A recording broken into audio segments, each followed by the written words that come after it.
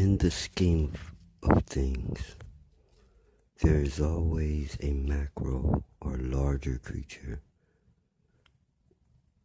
monitoring or aware of smaller creatures, sometimes infinitely smaller creatures.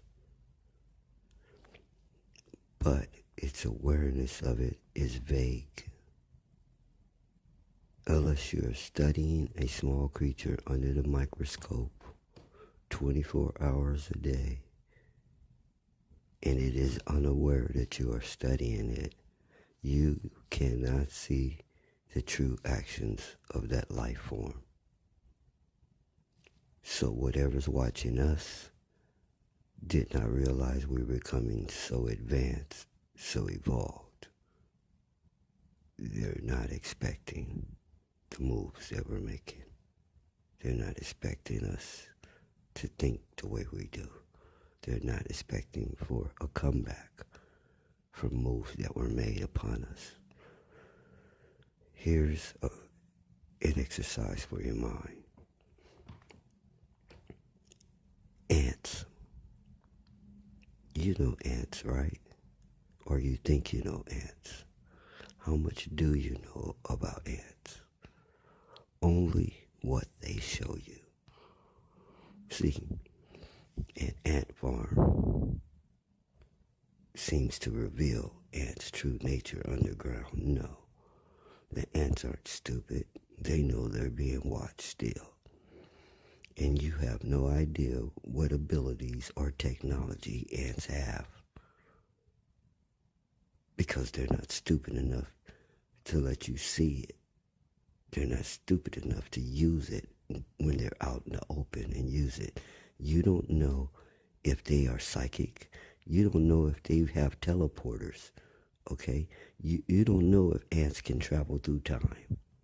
You don't know if somebody spots something in India that a group of ants just don't beam over there and get right on it. Haven't you noticed they appear awful quick and their numbers are endless, like they were just sitting there in the ground a few inches down waiting for you to drop some crumbs, the whole nation? Doesn't that seem strange to you? You don't know. You don't know if cockroaches are intelligent or if they use cell phones and technology. Why do you think that they're always inside electronic devices? They're just hanging out. How do you know that they're not using those electronic devices for some cockroach technology that you aren't aware of?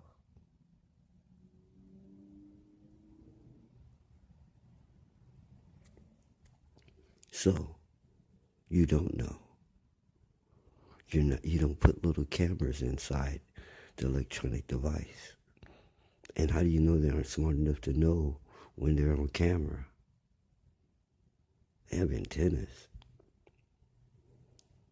Let me put you up on a little insect game or insect info. The study of flies in my own research, I'm not talking about any other one's lab or report or what he or she says. The study of insects in my own research shows that our eyes don't just receive light images bouncing off of things to our eyes. Our eyes are projecting something, okay? Something that insects can see and are aware of and can avoid our field of vision. The fly has no magic tricks other than that. It can see the beams coming from your eyes and it's dodging those beams, so it's shaking you and shaking your glance right in your eyesight. You're looking right at it and it seems to disappear because it sees little holes in your vision and your focus.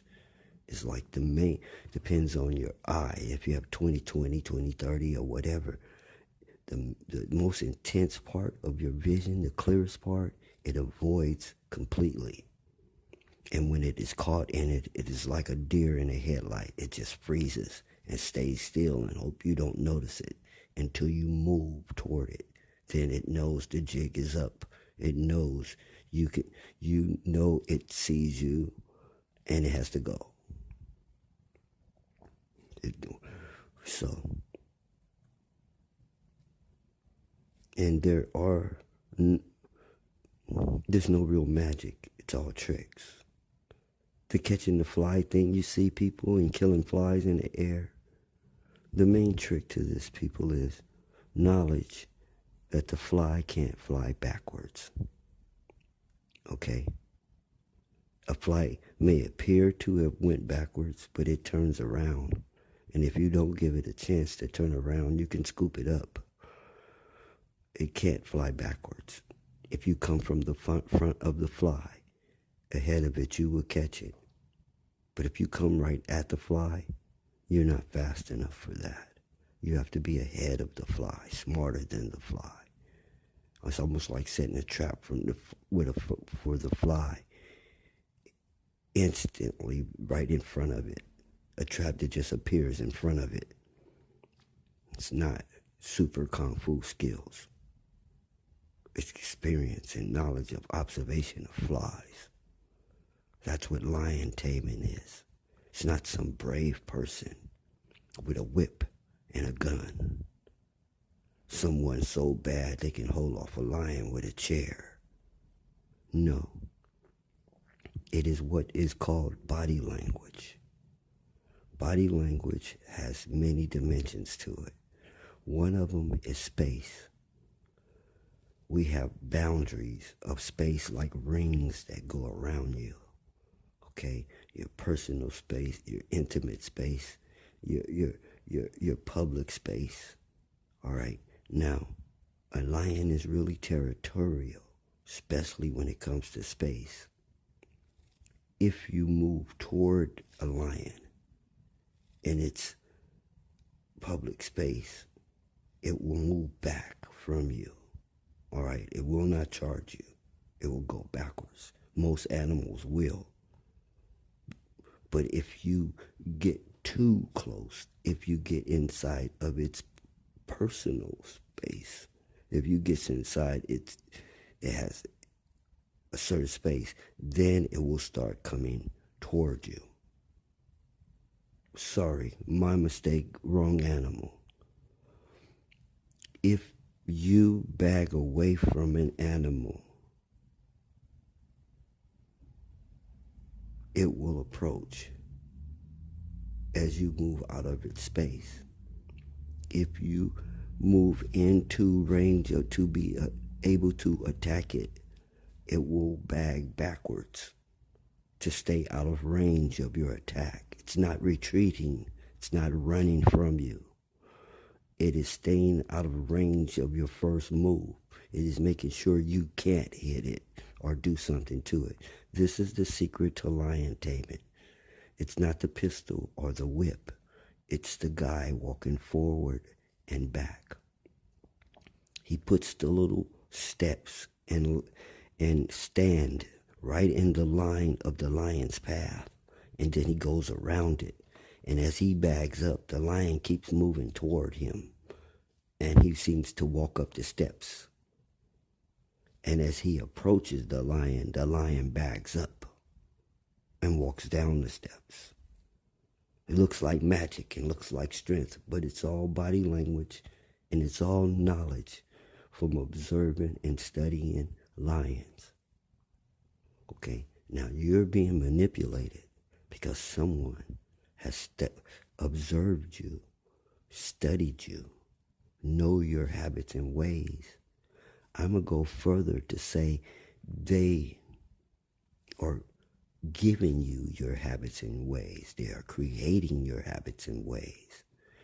To be sure that they know your habits and ways, they're putting them in your head.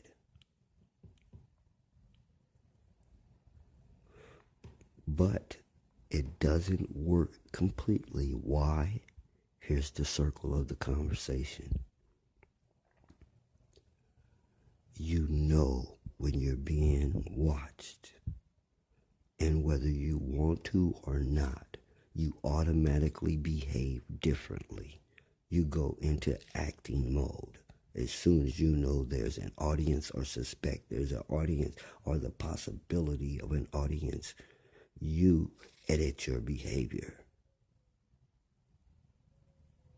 You go into, you now have an extra goal, an ulterior motive for your behavior.